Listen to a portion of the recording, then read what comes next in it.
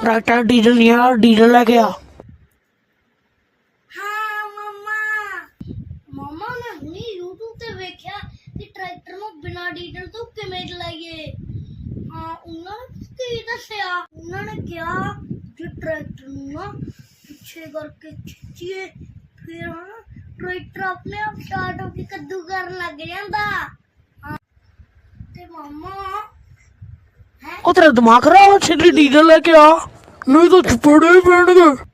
ਤੇਰੀ ਨੂੰ ਤਾਂ ਕੰਮ ਪੈ ਰਹੀ ਹੋ। ਉਹ ਯਾਰ ਚੱਪਲ ਏਰੀਏ ਪੈ ਜਾ।